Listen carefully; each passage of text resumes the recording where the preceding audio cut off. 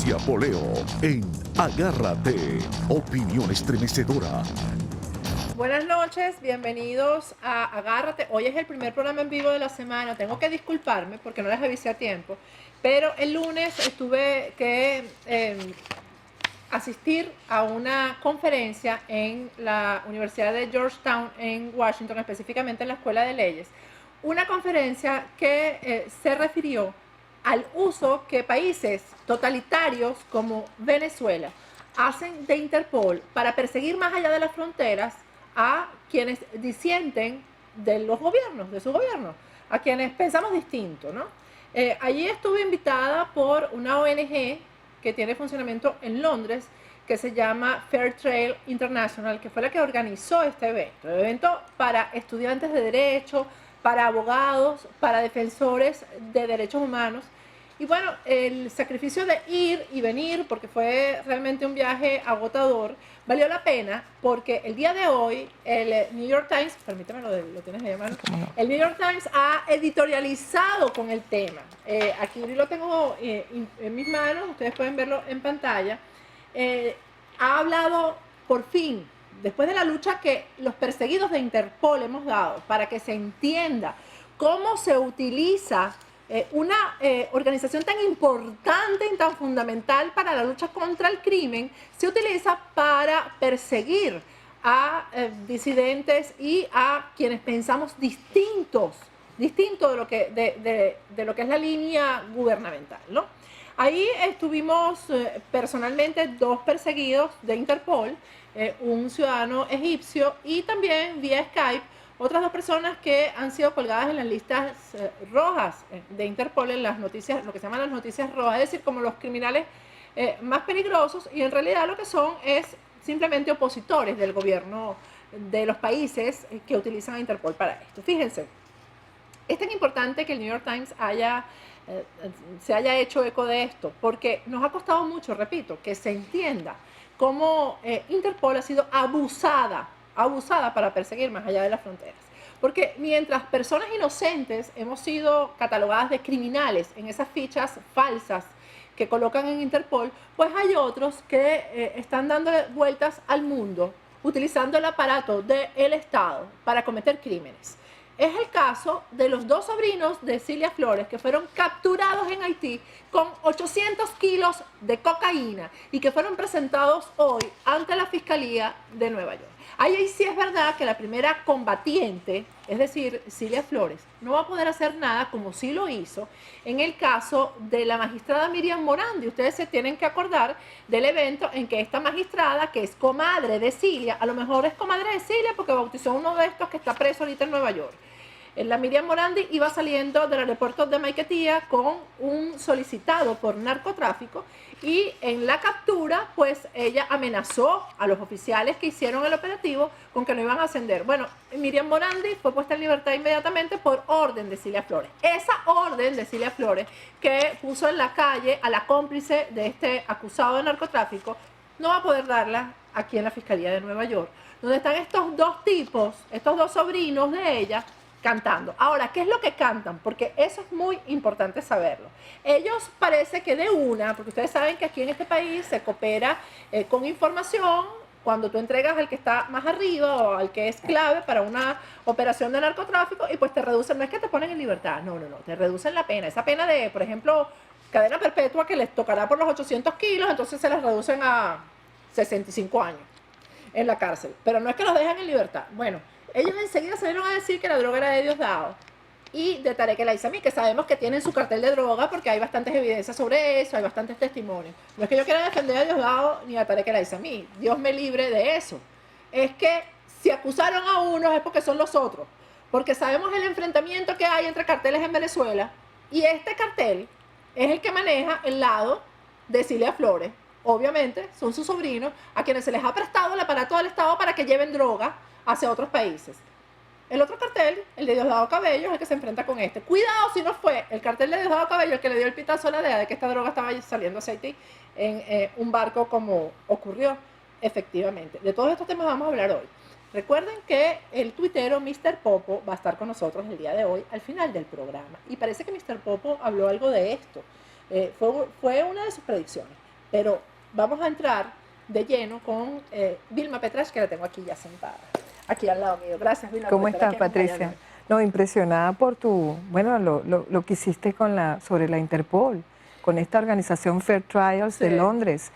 Me parece muy importante además esta lucha, como tú dices, tan tenaz que has tenido, porque a ti te costó muchísimo, creo que 2 años, que 2 esta años. gente finalmente entendiera que tú eras parte de una persecución, tú ya eras asilada política aquí en Estados Unidos, y bueno, el New York Times lo refleja en el editorial, cosa que a mí me parece que es un premio a tu tenacidad también. Y a la tenacidad de Fair Trail, ¿sabes? Así es. Porque esa ONG se ha ocupado realmente de que se entienda que no son casos aislados también, Así Vilma, sino es. que es una política de Estado, ¿no? Bueno, y de los Fíjate, estados totalitarios, estos que se apropian, estados Claro. criminales, estados mafiosos, porque ese es el concepto que lo acuñó Moisés Naín en su momento y que se aplica al caso de Putin, que ya tú ves que es el rey de las mafias, como creo que ayer lo dijo en el debate republicano, Marco Rubio fue el único que se refirió a él como un gángster, y yo sí creo que Putin tiene características gangsteriles. Claro. Y obviamente estos estados que han replicado ese modelo criminal, que se mezcla, y tú lo ves en el escándalo, y no quiero desviarme del tema, que hay ahorita, por ejemplo, con el atletismo ruso, que pudiera estar vetando a Rusia de participar en las próximas Olimpiadas. O sea, fíjate que yo, en una de las preguntas que me hicieron, Sí. ¿qué opinaría yo de lo que debería hacer Interpol? Y yo creo que Interpol debe poner en alerta roja a los países como Venezuela, Así que han incluido en las listas de los criminales más buscados o de los criminales más peligrosos a personas inocentes. Entonces, Así esos es. son los que tienen que estar en la lista roja. Es decir, que si llega una requisitoria de Venezuela, Interpol tiene que revisarla varias veces y para entender, porque es que además nos acusan de delitos comunes para que Interpol te incluya. Absolutamente. Porque lo que tengo que aclarar aquí es que el tercer artículo de la tercera norma de Interpol dice que no se incluirá en sus listas a perseguidos políticos. Por eso es que nos acusan de narcotráfico, de homicidio, etcétera. Y el mío no es un caso aislado. El mío ha sido emblemático. Pero ¿cuántos venezolanos no hemos sido perseguidos con Interpol más allá, después que logramos salir de Venezuela? No, por eso me parece una cosa muy importante lo que estás haciendo, y más en un momento en que Venezuela, con esta evidencia que acaba de salir con los sobrinos de Cilia Flores, te está diciendo claramente, estamos hablando de un Estado mafioso capaz de cualquier cosa, un Estado metido hasta el tuétano en el narcotráfico, donde hay bandas enfrentadas. Así es. El bando de Diosdado Cabello, que dice que es el capo de los capos, pero también los capos involucrados en este caso con el propio presidente de la República, donde la primera combatiente es hoy por hoy una connotada narcotraficante por lo que se ventila, ¿no? Vamos a ver lo que va a Sí, decir, así cuál es. va a ser la respuesta del gobierno.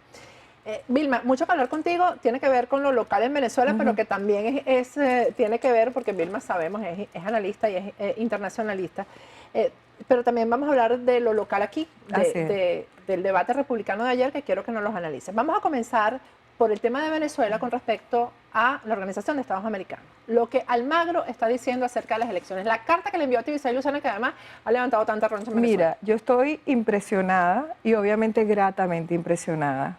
Estoy de acuerdo con el análisis que se está haciendo internacionalmente y también desde Venezuela, de la parte de la oposición, porque son 18 páginas de un contenido minucioso donde se nota que Venezuela está siendo vigilada, que hay un escrutinio, es un expediente, Patricia. Cuando este señor habla de justicia electoral, un término fundamental para entender lo que no tiene Venezuela hoy, y emplaza directamente a la cabeza del poder electoral en Venezuela, la señora Tibisay Lucena, en respuesta a una carta donde ella rechaza que la OEA participe y califica a la OEA de injerencista. Por Dios. Y él le dice que injerencista sería que no interviniera en momentos en que se están violando derechos electorales tan fundamentales y la justicia electoral, que por cierto, él ha notado que fundamentalmente esa violación se aplica a la oposición y hace un recuento sistemático, minucioso, que se ve, Patricia, que ha escudriñado el horror que se vive en Venezuela en materia electoral. Entre las cosas que dice, por ejemplo... O sea, que se ha ocupado de investigar, que era lo que no hacía el anterior. Pero por favor, claro, tú sabes que había una tesis bastante, bueno, de alguna manera muchos, inclusive yo en algún momento pensé que Almagro podría ser una suerte de Insulsa 2, nada que ver. Insulsa fue un insulto para la OEA, fue un degradador de la OEA. fue el cliente favorito de los socialismos del siglo XXI, el que administraba sus Bueno, silencios. porque hasta se dice que él quería ser candidato a la presidencia en sí. Chile y que quien lo iba a financiar Bueno, era acuérdate precisamente que él llega, la chequera venezolana. Así es, pero acuérdate que él llega después que hay un proceso de obstrucción por parte de Venezuela y después de que el candidato de consenso escogido finalmente termina siendo este señor, que es un desastre, porque destruye el legado, digamos, de Gaviria, donde Gaviria había realmente estructurado un sistema para que la Carta Democrática Interamericana se respetara, no fuera letra muerta, y para generar una OEA realmente funcional dentro de una concepción de seguridad democrática, y no me estoy refiriendo al concepto de seguridad democrática del presidente Uribe, aunque tiene sus asideros, es parecido en ciertos sentido. Lo que te digo era generar un sistema donde la Carta Democrática Interamericana fuera como la carta fundacional de un sistema donde la democracia como valor fundamental fuera defendida, no solamente como concepto, sino como forma de vida, y donde se describe tanto los aspectos, los elementos fundacionales de la democracia como las condiciones para su funcionamiento y también los mecanismos para hacerla funcionar y para de alguna manera aquellos países que están en violación que entraran esos mecanismos a operar. Bueno, evidentemente el señor Almagro viene con otro concepto. Habla, inclusive menciona la Carta Democrática Interamericana, menciona su papel como secretario general, de ser él, de velar, tanto él como ella. Su deber, lo que es su claro, deber. La justicia electoral en Venezuela que se está violando descaradamente. Menciona casos, obviamente, que van desde la libertad de expresión hasta una cosa que me llamó mucho la atención, el juicio de Leopoldo, y dice que desde 1984 no había habido una persona que fuera un connotado político preso en un momento en que se aproximaban elecciones. ¿Ok? Eso pasó con un uruguayo, no recuerdo el apellido, creo que era Ferreira. No conozco bien el caso, así que no voy a entrar en ese detalle porque realmente no lo conozco, él lo menciona en la carta, pero el tema es que habla de Leopoldo en momentos, por cierto, en que después él dice en una nota de la carta en que el propio fiscal acusador ha dicho cosas que ya dejan en evidencia el juicio írrito que se hizo contra él y menciona digamos, elementos concretos de ese juicio írrito y absolutamente de ese descaro en la falta de justicia que existe en Venezuela con respecto a un líder opositor. Pero de ahí también habla de otras cosas, como por ejemplo el hecho de que el sistema electoral venezolano, tú sabes que se ha venido denunciando que hoy los 5 estados fundamentales del país con la mayor cantidad de población tienen menos diputados y eligen menos gente. Y él dice que de esos que representan el 52% de la población apenas van a elegir 69 diputados, mientras que los 18 estados restantes, donde el chavismo evidentemente va a tener una ventaja, van a elegir a la mayoría. Ese tipo de distorsiones electorales, también evidentemente lo del estado de excepción, como eso violenta la posibilidad de hacer en estados que además hay una altísima participación opositora, no se va a poder hacer una campaña electoral con todas las de la ley, simplemente porque queda en manos de las autoridades decretar lo que es el derecho de reunión y intervenir el derecho de reunión, entrar en las casas, etcétera, etcétera. O sea, la carta es una carta realmente que para mí es un testimonio de que hay una comunidad internacional decente. Vamos a ir a un corte, Vilma, y al regreso, antes de que entremos al análisis del debate republicano, me vas a decir si este sería como el primer paso para que se active la Carta Democrática en Venezuela.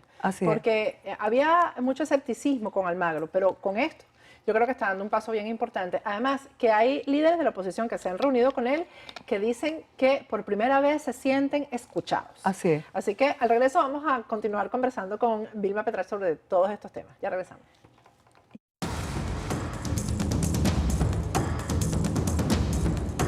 Agárrate con Patricia Poleo.